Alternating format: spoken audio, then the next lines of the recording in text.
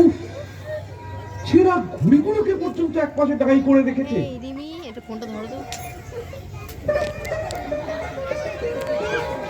আরে একবার শুনে যাও না।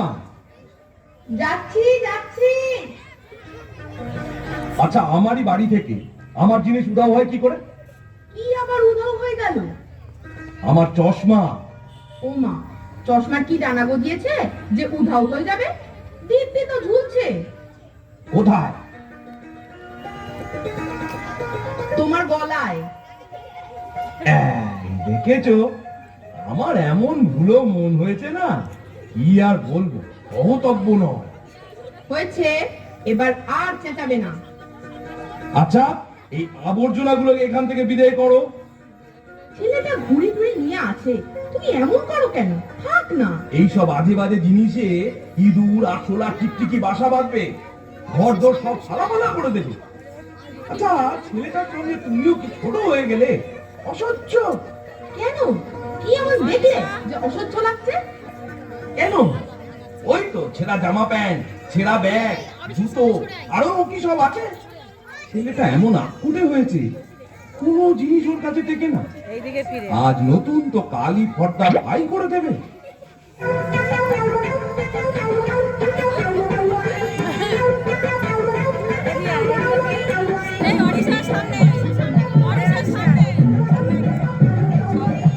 এই যে কোথা থেকে এলে এমন এলোমেলো হয়ে? জুতো হাতে কেন? আবার গেছে তো? না, ছিঁড়ে যাবার ভয়, হাতে নিয়ে হাঁটছি।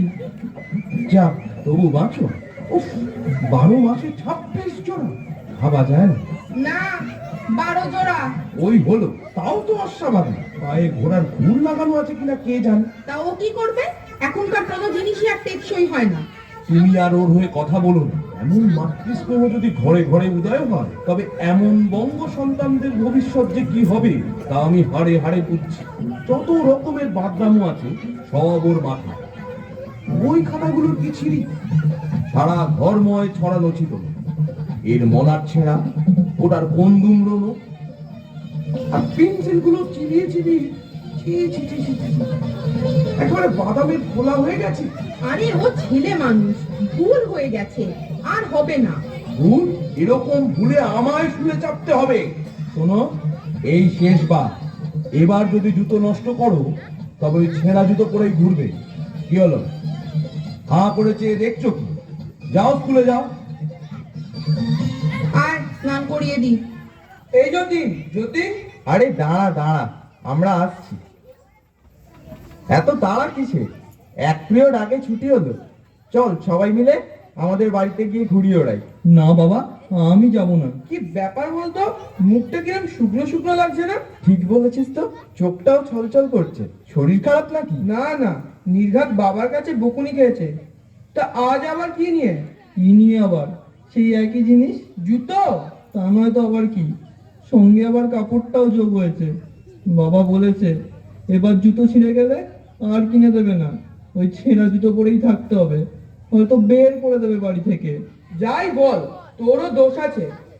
দুর্দার করে ডিঙিয়ে ডিঙিয়ে সিঁড়ি নামা, সোজা রাস্তায় লাফিয়ে লাফিয়ে চলা, চলতে গিয়ে 10 বার হোঁচট খাওয়া, জুতোর আর দোষ কি? তা ঠিক, আমাদের ওরকম হলে কবেই বাড়ি থেকে বার করে দিত।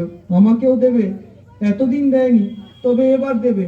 তাই আমি ঠিক করেছি, এখন থেকে দৌড়োদৌড়ি, ছোটাছুটি, লাফানো সব বন্ধ। এই জুতো আমাকে এই বছরটা চালাতেই হবে। সে কি রে, বছরের তো এখনো 7 মাস বাকি। তা হোক, তবু আমি এই জুতোতেই বছরটা চালাবো। বলছিস? দেখ কি হয়। যতীন, যতীন, আমার লক্কা ঘুড়িটা ওই গাছের মগডালে আটকে গেছে, একটু পেরে দিবি? কোন গাছটায় রে? যতীন, যাস না, তোর এই জুতোটাও কি জলাঞ্জলি দিবি নাকি? আরে দূর, কিচ্ছু হবে না। চল তো যদু, কোথায় তোর ঘুড়ি?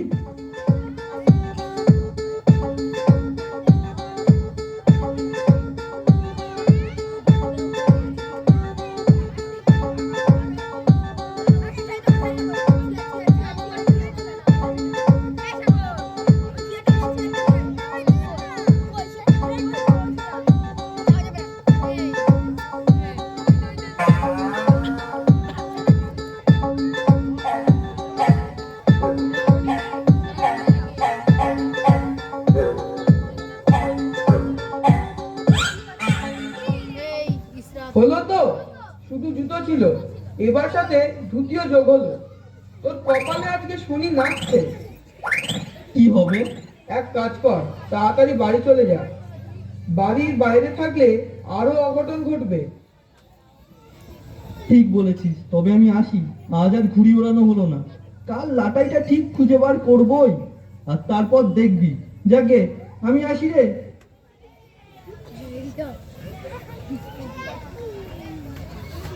জ্যোতি, পুকুরের অত ধার দিয়ে যাস না, শ্যাওলা আছে, পড়ে যাবি। আহ, থাম তো, পিছু ডাকিস না।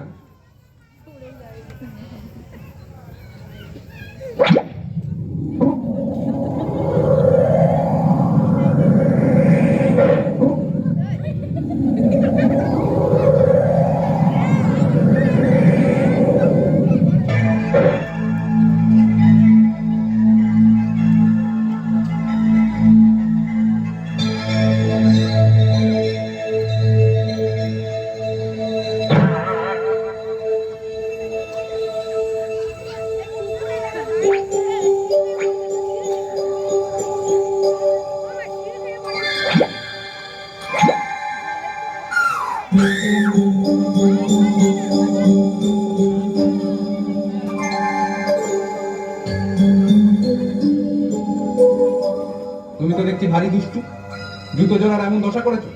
দেখো দেখি, আর একটু হলে বেচারিদের প্রাণ বেরিয়ে যেত। জুতোর আবার প্রাণ থাকে নাকি? তা না তো কি, তোমরা বুঝি মনে করো